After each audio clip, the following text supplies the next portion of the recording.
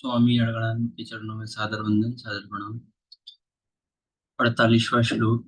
योगस्थ कुरु कर्माणि संगम त्यक्त्वा धनंजय सिद्ध्य सिद्धियो समो भूत्वा सम त्वं योग उच्यते। धनंजय, आसक्ति और संग दोष को त्याग कर सिद्धि और असिद्धि में समान भाव रखकर योग में स्थित होकर कर्म कर।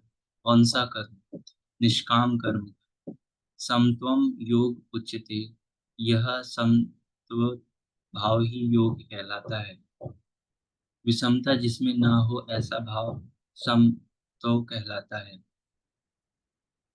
रिद्धि सिद्धि विषम बनाती है, आसक्ति हमें विषम बनाती है, फल की इच्छा विषमता पैदा करती है। इसलिए फल की वासना ना हो फिर भी कर्म करने में अश्रद्धा ना हो।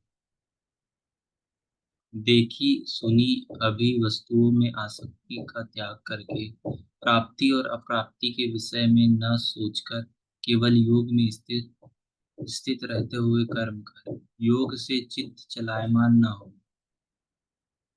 योग एक पराकाष्ठा की स्थिति है और एक प्रारंभ की स्थिति भी होती है।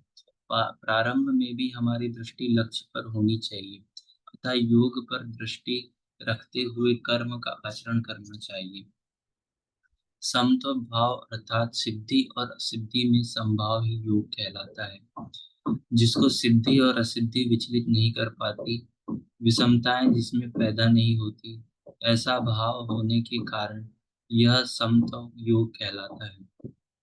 यह इष्ट में समत्व दिलाता है, इसलिए इसे समत्व योग कहते हैं। कामनाओं का सर्वथा त्याग है, इसीलिए इसे निष्काम कर्मयोग कहते हैं। कर्म करना है इसलिए इसे कर्म योग कहते हैं। परमात्मा से मेल कराता है, इसलिए इसका नाम योग अर्थात मेल है।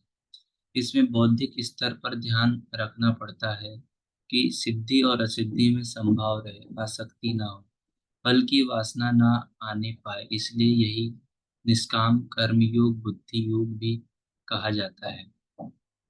धन्यवाद।